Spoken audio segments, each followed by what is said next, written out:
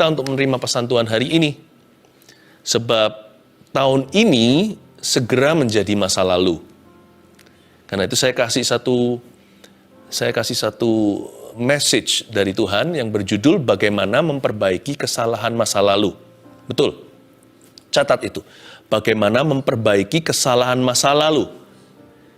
Karena tahun ini segera menjadi masa lalu kita. Buka bersama dengan saya di 1 Raja-Raja pasal 12 ayat 1 sampai 11. Ini cerita tentang pecahnya kerajaan Israel menjadi dua di zaman cucu Daud, yaitu anak Salomo bernama Rehabeam. Dan kita lihat dan pelajari bagaimana Rehabeam diperhadapkan dengan sebuah situasi sebenarnya dari masa lalu, sudah dari zamannya Salomo ayahnya. Nah, gimana dia menghadapi itu, menentukan kerajaan itu utuh atau pecah menjadi dua. Masa depan belum terlambat, masih terpapar di depan kita. Keputusan kita hari ini akan menentukan sekali. Jangan sampai kita masih terus hidup di masa lalu kita. Karena masa lalu tidak bisa mendikte kita. Apa yang sudah terjadi, ya sudah terjadi. Nasi sudah jadi bubur katanya. Tapi jangan lupa, bubur pun bisa diberkati. Asal hati kita bersih, hati kita benar di hadapan Tuhan hari ini. Minta tuntunan Tuhan, pumpung belum terlambat. Kenapa? Ini tahun mau berlalu. Tapi kan di depan kita ada tahun yang baru. Itu brand new. Jadi kita masih bisa buat keputusan yang benar dan atau salah, baik atau buruk. Masih belum terjadi.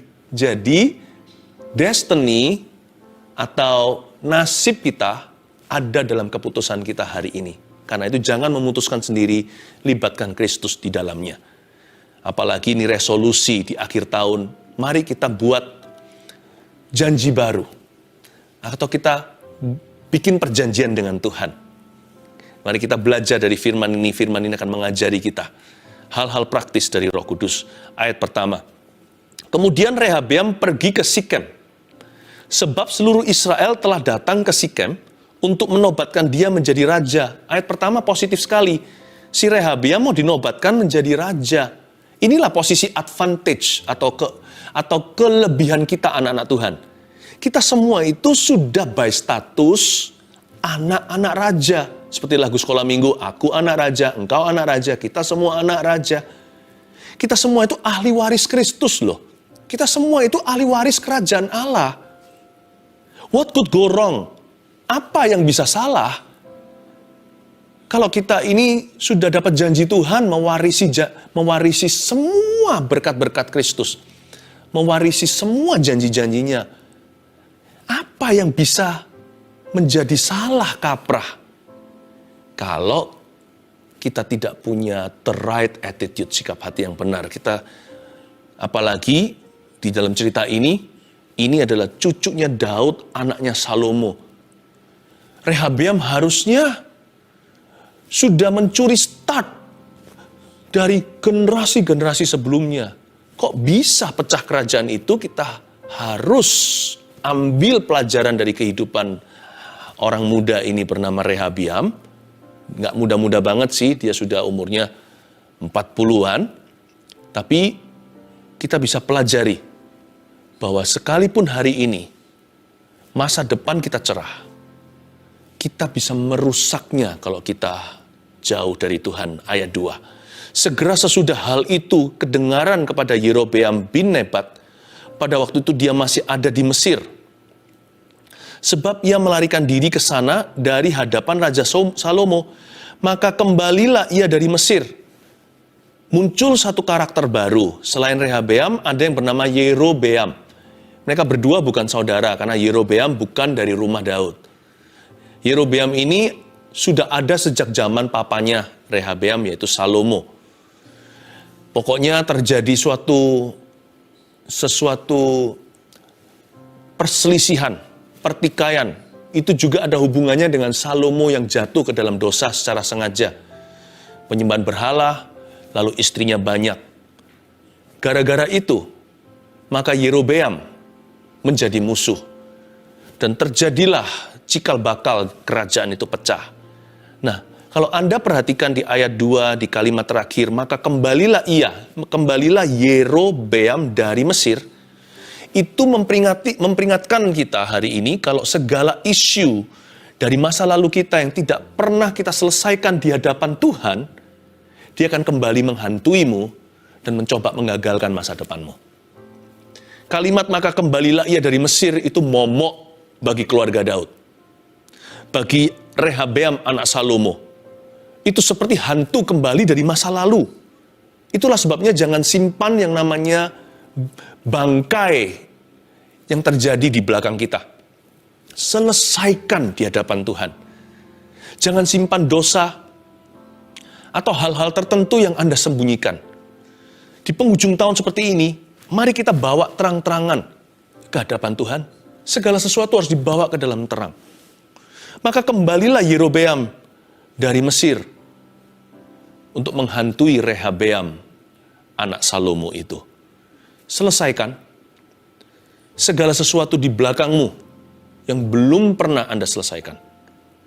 Termasuk segala kesalahan kita di belakang. Harus kita itu menemukan closure atau penutupan. Makanya saya beri judul hari ini bagaimana memperbaiki kesalahan masa lalu. Karena dalam Kristus kita bisa memperbaikinya. Cuman caranya harus cara Tuhan, bukan cara manusia. Manusia kan sukanya begini, kalau ada problema, disapu di bawah kolong ranjang. Pura-pura nggak ada, manusia itu pandai dan bakat untuk menyangkali. Kita itu pintar hidup dalam denial. Hidup di dalam penyangkalan. No. Confess your sin to God. Make known your failures. Akui dosamu di hadapan Tuhan. Beritahukan segala kegagalan. Jangan sembunyikan. Sebab Tuhan sayang kepada orang yang terus terang. Ayat 3. Orang menyuruh memanggil dia. Lalu datanglah Yerobeam dengan segenap jemaah Israel dan berkata kepada Rehabeam.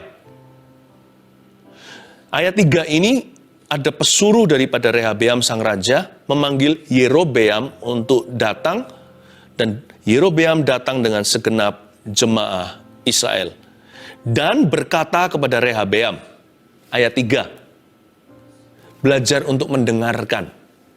Kalau kita mau berhasil jadi orang, belajar dengar-dengaran dengan Tuhan, dan belajar dengar-dengaran dengan sesama juga. Karena Tuhan juga bisa pakai orang di kiri kanan kita untuk memberitahu sesuatu, atau mengoreksi kita, atau memperingati dan memperingatkan. Coba ya, kalau kita evaluasi, kalau kita introspeksi diri, banyak sekali dari kegagalan dan kesalahan kita di masa lalu itu karena apa? Karena kita gagal untuk mendengar. Karena kita nggak mau mendengarkan pertama-tama Tuhan yang sudah selalu memperingatkan kita lewat firman, atau kita nggak mau mendengarkan peringatan orang-orang yang peduli dengan hidup kita. Nah, sebentar lagi saya tunjukkan bahwa Rehabeam ternyata tuli rohani. Punya kuping, punya telinga, tapi nggak terbuka untuk suara rakyatnya. Padahal Yerobeam tidak bermaksud untuk huru-hara. Awal mula dia datang itu untuk menyampaikan aspirasi. Tapi Rehabeam terlalu angkuh. Semua problema itu karena kekerasan hati. Percaya nggak? Nggak semua sih, tapi hampir semua. Mayoritas daripada blunder-blunder hidup kita itu karena kita terlalu angkuh dan tidak mau dengar-dengaran dengan Tuhan dan juga tidak mau terima masukan. Jadi sebelum saya bicara lebih lanjut tentang bagaimana memperbaiki kesalahan masa lalu, perbaiki dulu sikap hati. Supaya Tuhan bisa memperbaikinya bersama dengan Anda. Ayat 4. Ini kata-kata daripada Yerobeam beserta rakyat. Ayahmu telah memberatkan tanggungan kami. Maka sekarang ringankanlah pekerjaan yang sukar yang dibebankan ayahmu dan tanggungan yang berat yang dipikulkannya kepada kami, supaya kami menjadi hambamu. Jadi waktu itu Yerobeam beserta seluruh bangsa Israel, mereka bermaksud baik sih. Mereka hanya memberitahu kalau kami ingin untuk mengabdi kepadamu Tuhan, ya Baginda, tapi gini ya, dengarkan keluh kesah kami. Di zaman ayahmu, terlalu berat, terlalu nggak masuk akal. Oke sih, menurut saya sih. Rehabeam tidak usah tersinggung atau marah. Ayat 5. Tetapi ia menjawab mereka, ini jawaban Rehabeam. So far so good di ayat 5 ini. Pergilah sampai lusa, kemudian kembalilah kepadaku. Lalu pergilah rakyat itu. Ayat 5 masih baik. Dia menyuruh mereka untuk kembali sampai lusa. Jadi oke lah untuk beli waktu supaya kita bisa berdoa dulu. Jangan tergesa-gesa atau terpaksa harus memutuskan hari ini atau sekarang juga. Jikalau masih memungkinkan, kita mempertimbangkan. Apalagi di area abu-abu kita harus hati-hati sebelum tahun yang baru. Atau kalau ini nanti disaksikan lama setelah live-nya, selalu hati-hati untuk mengambil segala keputusan kalau itu melibatkan banyak orang. Apalagi keputusan-keputusan yang masih sifatnya perlu ditimbang dulu, perlu diuji. Alangkah baiknya kita beli waktu untuk cari nasihat dulu dari orang-orang yang bisa menasihati kita. Jadi sebenarnya sampai sejauh ini Rehabeam masih bijaksana. Masih ada tanda-tanda dia anak Salomo. Ada otaknya papanya. Waktu papanya masih sungguh-sungguh. Waktu papanya masih dekat dengan Tuhan. Papanya selalu menimbang segalanya dengan hati yang berhikmat. Dan kelihatan masih ada tanda-tanda cucu Daud. Hatinya masih oke. Dia berkata, tunggu ya sampai lusa. Dia nggak marah. Orangnya itu gampang diajak bicara. Aku mau doa dulu, mungkin begitu. Atau aku mau cari nasihat dulu. Tapi sayangnya, dia salah cari penasihat. Nah ini dia. Rehabeam akhirnya terjebak di ayat 6. Sesudah itu Rehabeam meminta nasihat dari para tua-tua yang selama hidup Salomo mendampingi Salomo ayahnya. Katanya, apakah nasihatmu untuk menjawab rakyat itu? Di ayat 6 ini belum salah cari penasihat. Dia mencoba. Baik sih, dia tanya beberapa orang atau cari second atau third opinion. Cari opini 1, opini 2, opini 3. Pertama-tama yang dia cari adalah dari para tua-tua yang selama hidup Salomo mendampingi Salomo ayahnya. Orang-orang yang teruji. Ini bukan bicara tentang orang tua ya, karena bijaksana itu tidak selalu berhubungan dengan usia. Ada orang yang usianya sudah tua, tapi kepahitan melulu dan mengeluh. Tapi ada orang yang lebih muda, namun bijaksana. Nggak tentu ya, Salomo dulu bijaksananya waktu dia masih muda. Daud juga. Saul udah tua, tapi gitu nggak keruan kelakuannya. Hatinya loh nggak pernah benar sama Tuhan. Pikirannya bengkok selalu. Jadi saya bicara begini bukan berarti kalau kita cari penasihat harus status quo orang-orang tertentu menurut hemat atau menurut hikmat manusia. Bukan. Ujilah setiap orang. Ujilah segala roh. Rehabeam pertama-tama minta nasihat dari para tua-tua yang selama hidup Salomo mendampingi Salomo. Jadi sebenarnya ini orang-orang baik. Tua-tua ini adalah orang-orang yang terbukti. Kalau Anda memang cari penasihat, carilah orang-orang yang teruji.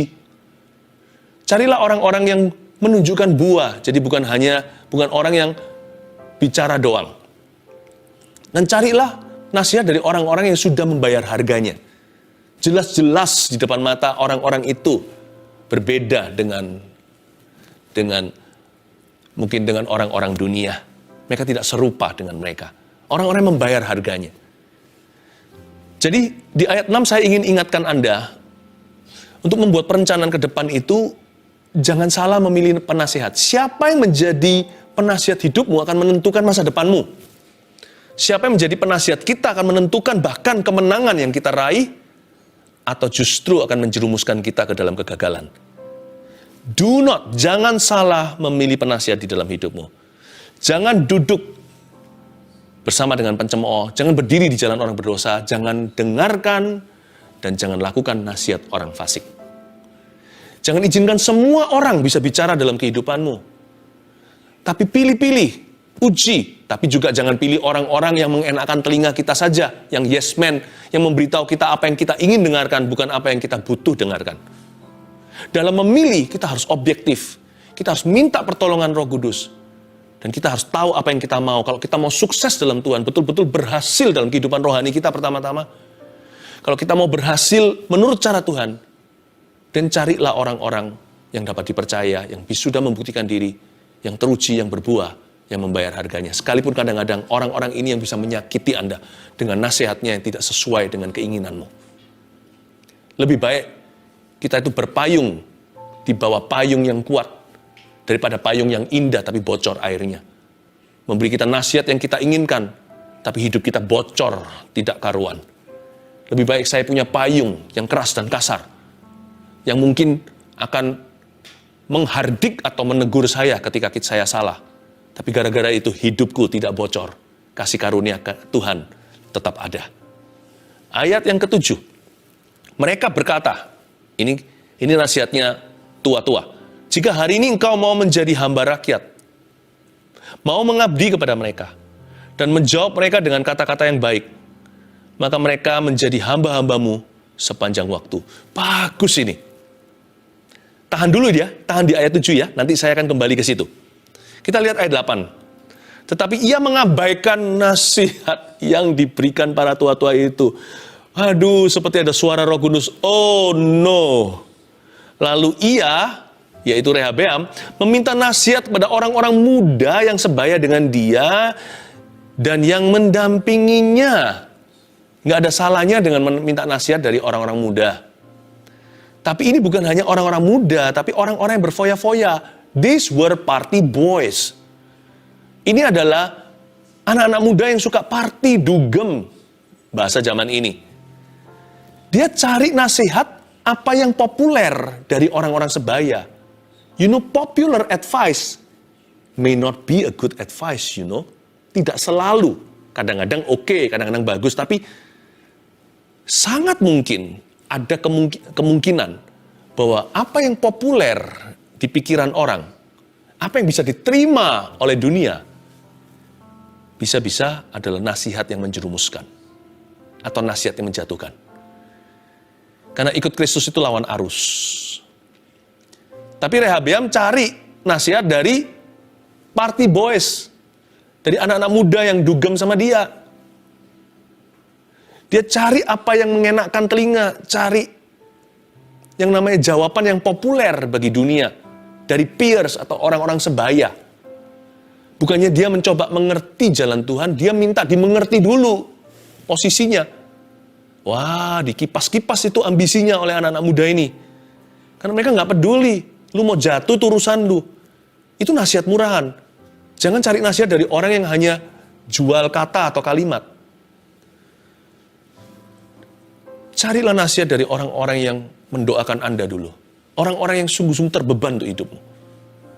Semoga itu adalah orang tua.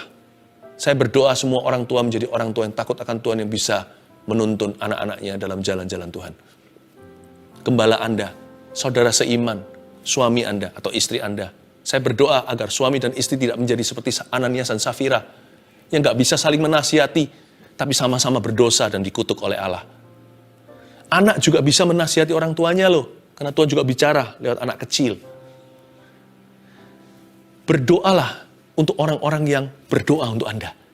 Saya paling percaya dan mendengarkan kata-kata orang-orang yang mendoakan saya, yang bisa mengikuti musim hidup saya, bukan hanya sekedar memberitahu kepada saya apa yang saya mau dengarkan, tapi orang-orang yang sungguh-sungguh membawa saya di dalam doa-doa pribadinya. Karena orang-orang itu pasti tidak mau aku jatuh. Orang-orang itu pasti mau aku bertumbuh.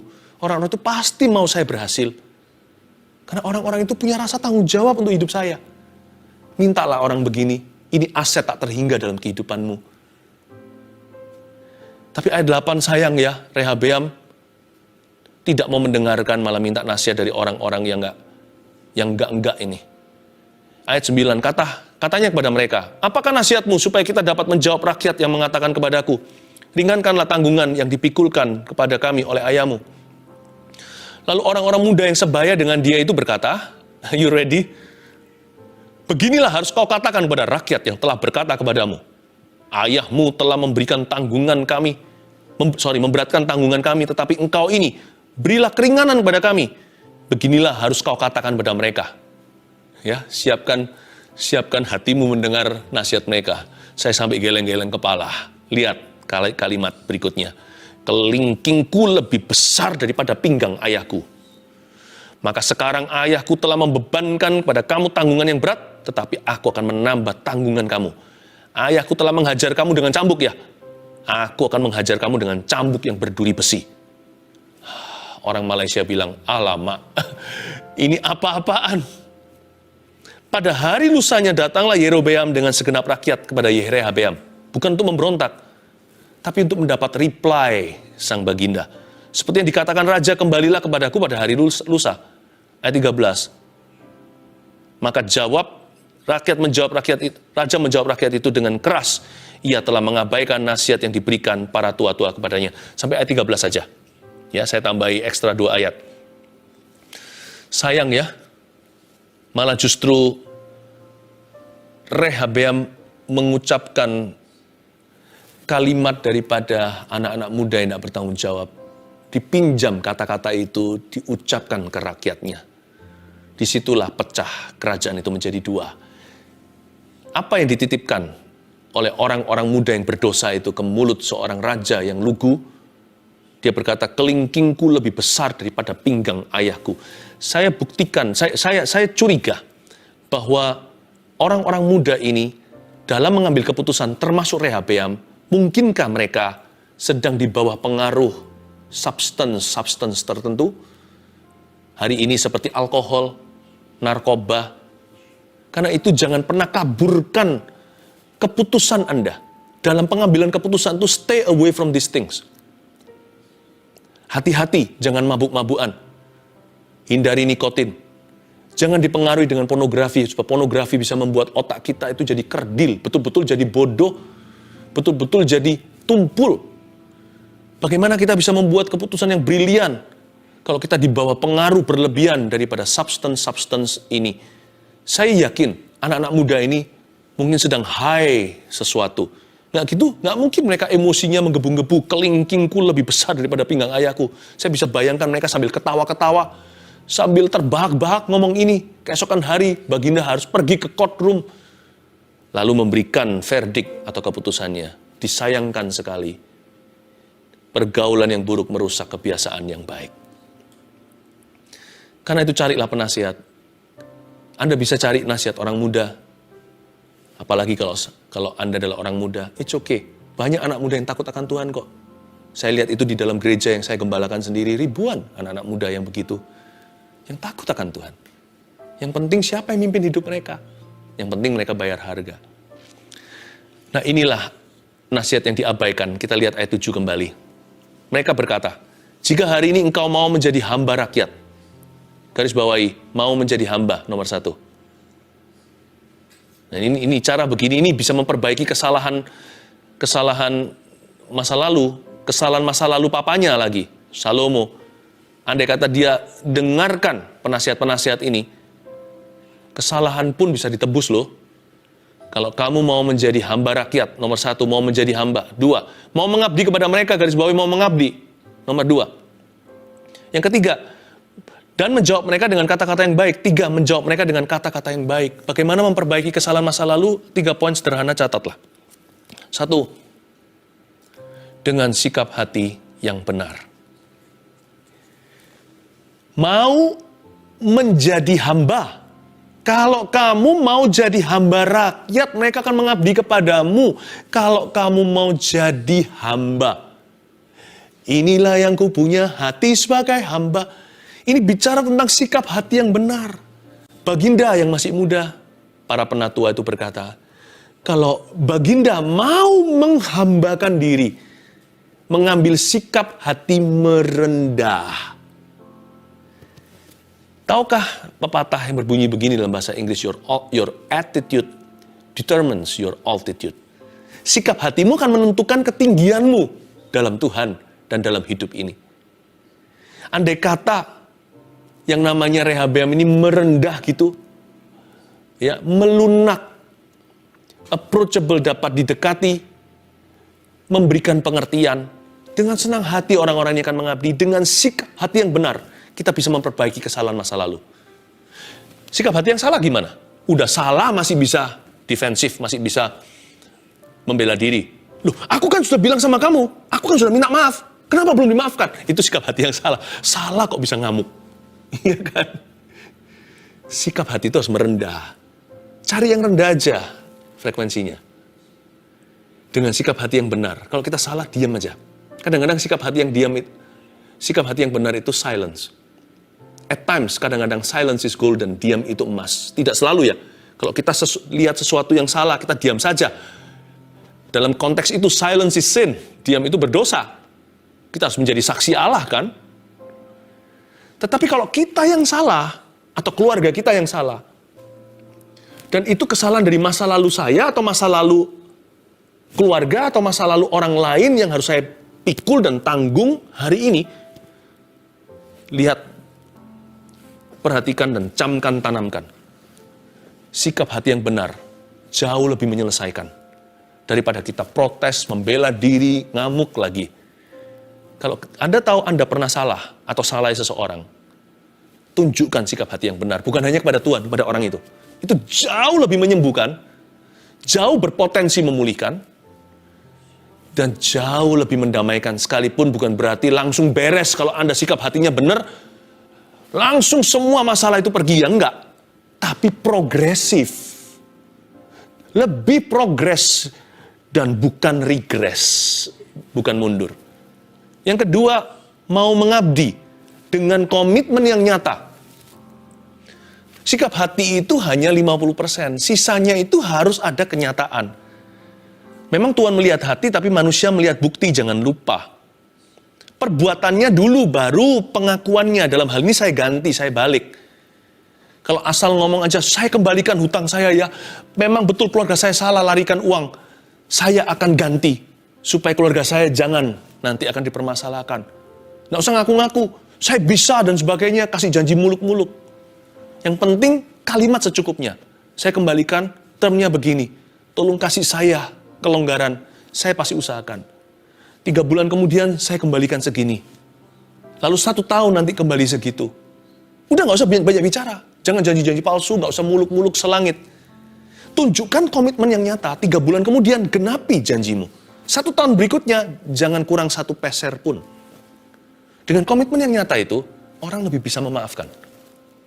Jangan tuntut, udahlah Tuhan bilang bebaskan hutang. Itu biar Tuhan bilang sama orang yang memiutangi Anda.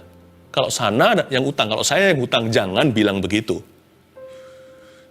Tapi kita harus bertanggung jawab. Dengan komitmen yang nyata. Tunjukkan komitmen. Tuhan memang lihat hati. Tunjukkan bukti sama manusia. Ya. Makanya itu dikatakan di sini mau mengabdi. Kata mengabdi itu dedication. Yang ketiga, terakhir. Dan menjawab mereka dengan kata-kata yang baik. Yang ketiga, dengan pemilihan kata yang baik. Choice words. Jangan banyak bicara dengan pemilihan kata. Penting sekali untuk mensosialisasikan atau mengkomunikasikan posisi kita di mana dalam memperbaiki kesalahan yang kita pernah perbuat di masa lalu, atau di tahun ini yang segera menjadi masa lalu, sebentar lagi tahun baru, ini sekarang live-nya akan 30 Desember tahun 2020. Choice words dengan kata-kata iman, pengharapan, dan kata-kata kasih. Suami istri lagi bentrok, lagi geger, lagi berantem. Kalau kita lagi ngamuk, lebih baik jangan bicara. Secukupnya ngomong sesuatu. Dengan pemilihan kata yang baik. Kata-kata hari-hari ini di zaman teknologi bukan hanya keluar dari mulut, tapi juga dari jari. Yaitu yang kita teks ke HP seseorang. Jangan kalimat-kalimat yang menusuk, yang membunuh karakternya. Kalau Anda tidak bisa berdamai terlebih dahulu, mending kata-kata yang sifatnya netral, pilihlah choice words. Pemilihan kata-kata itu penting sekali untuk pemulihan hubungan. Bahkan pemulihan kerjasama dalam dunia kerja. Klien dengan supplier, dengan partner, itu semuanya penting bagaimana kita dimengerti dan mengerti. Pemilihan kata-kata sangat menentukan. Makanya di sini sang tua-tua berkata, kamu harus menjawab mereka dengan kata-kata yang baik loh ya. Kamu harus mau menjadi hamba, tunjukkan sikap hati. Kamu harus mau mengabdi.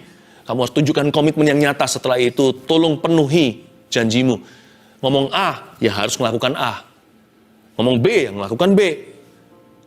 Tapi jawablah mereka dengan kata-kata yang baik, yang bisa mereka mengerti, yang bisa membuat sejuk di hati, adem di dada. Tapi nggak usah muluk-muluk membuat curiga. Ini too good to be true. Orang ini hanya jual kata-kata. Jangan, kata-kata yang bisa dipertanggungjawabkan. Kata-kata yang secukupnya untuk bisa membuat kita mulai di halaman pemulihan. 1, 2, 3 tersebut catatlah.